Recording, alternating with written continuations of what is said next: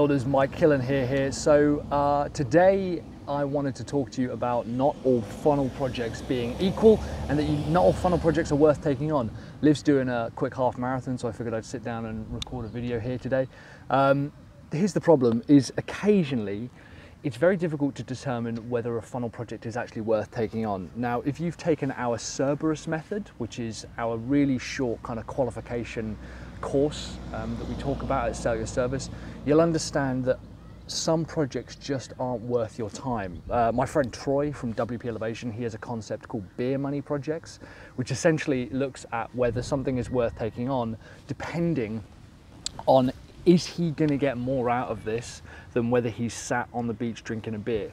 So I've kind of talked previously a little bit about how $10,000 doesn't necessarily equal $10,000.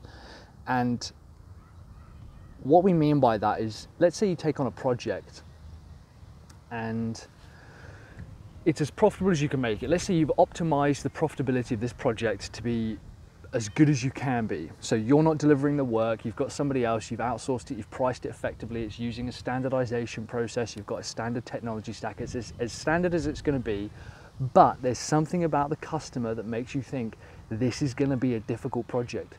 Do you take that project on? Now, something we try to kind of get people to think about is, one, is this something that's getting you closer or firmly cementing you within your niche or your chosen market, or an area where you want to be known as a really key influencer. For example, if a project comes in and let's say you only build funnels for, I don't know, marathon companies, for example. You set up funnels for marathon companies to get more people buying tickets and more people here and more stands and more sponsors and all this kind of stuff. And then someone else approaches you and says, hey, can you do this for my manufacturing business?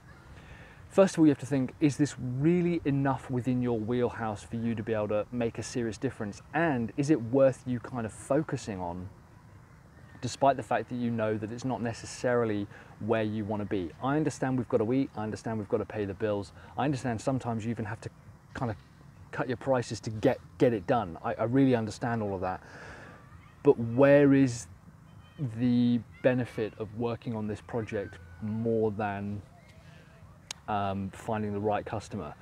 What we find is sometimes a lot of our customers have a real problem with kind of following our rules, not necessarily authority, but they really struggle kind of following our process, and they might be quite difficult to kind of get on with.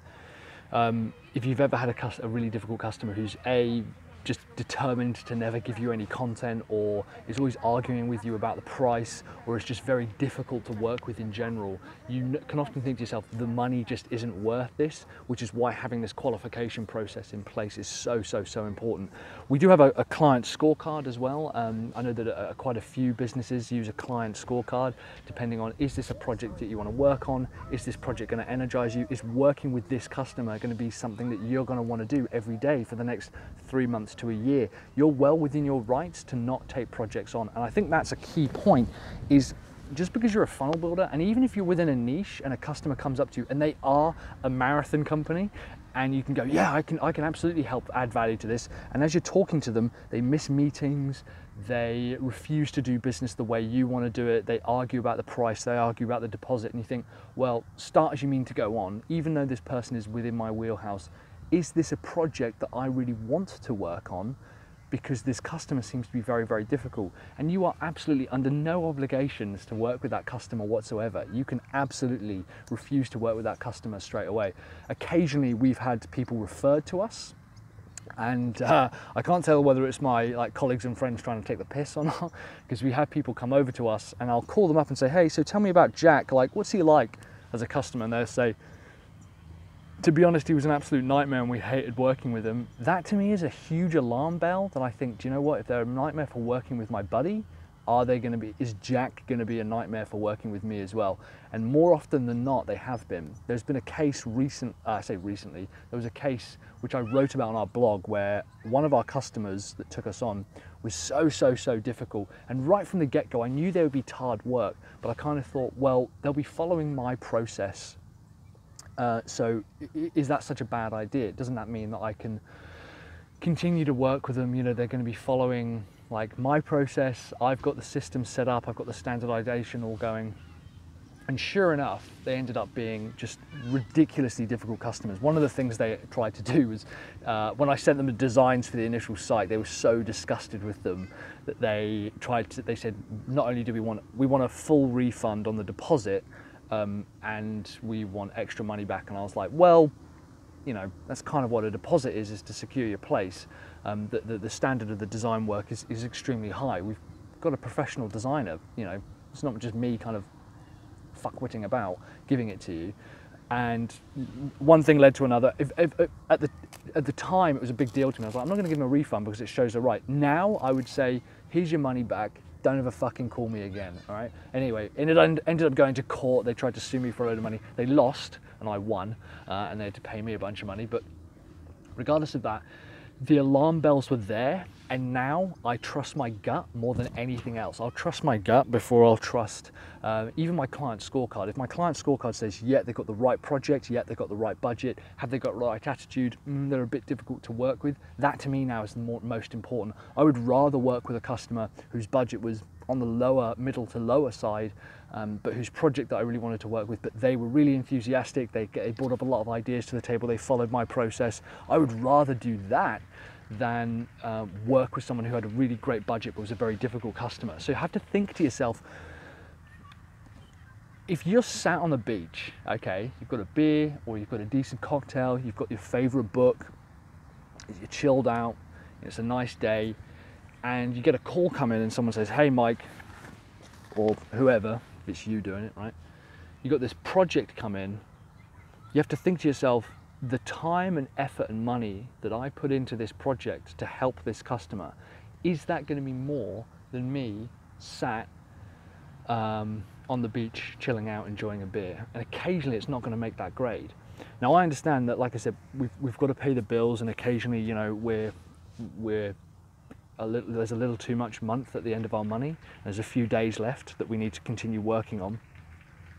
I understand taking on those projects, but I would implore you to start looking at other opportunities. If you're ever in that position, that is usually because you haven't got a solid cash flow plan in place and you haven't got kind of recurring revenue working for you.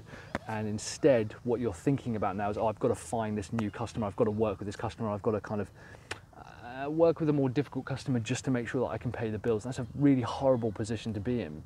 So not all projects are worth taking on. A huge misconception is you're under no obligation to take these projects. You're under absolutely no obligation to take these projects on just because they're funnels, even if they've been referred to you. In fact, family and friend-based referrals, I won't take on now anymore. I especially won't work with family or friends. That's a huge no-no. But I also won't work necessarily. They say, oh, you know, this is, you know, a friend of mine says, hey, this is, you know, Jason, this is Mary, are you able to help them out? You know, I know that this is what you do, Mike. Now, to be honest, we get fewer and fewer of those because our budgets are so high and because the projects we work on are so select. But occasionally we still get them through, and I have to say, I'm really sorry, I'd love to help you out, but I can't. And the pure reason for that is, if this person ends up being really difficult with me, is that going to affect my relationship with someone who I've known for a lot longer? It hasn't happened often. It's happened with a couple of times with kind of our older, previous kind of generations customers. As in, what I mean by previous generations, I mean like 3 or 4 years older. I mean like actual older people. It's been very, very important for us to be able to be selective about our clients, because I'd rather select someone who I know I'm going to have a long-term relationship with, as opposed to just trying to work with anyone who comes our way. So first of all, even if the budget is right, you don't have to take the project. Even if the project is right, you don't have to take the project. Even if the customer is right, you don't have to take the project. Listen to your gut. If they're going to be difficult now, if they miss meetings, if they are disrespondent to emails, if they say, oh, we don't want to do it like this, if they argue with you about the price, if they say, oh, we have to use this technology or something, if they're difficult, chances are they're going to be difficult throughout that process. An objection is very, very different from just being difficult for the sake of it. So yeah, make sure that you don't feel you have to take on all projects. They're not all equal. You absolutely are under no obligation to take those projects on just for the sake of it.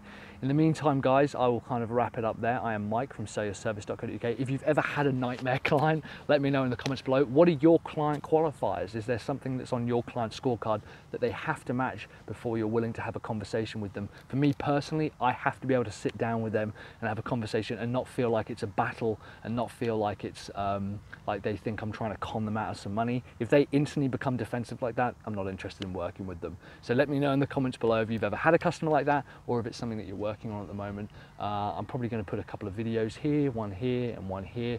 One of them will be on like the differences between a $10,000 project and a $10,000 project. Not all projects are created equal. And on the other side, we'll probably put something along the lines of making sure you know what you bring to the market, because I think that's a really important video that no one's watching, which really annoys me. But in the meantime, guys, I'll see you later. Thanks very much for watching. Bye now.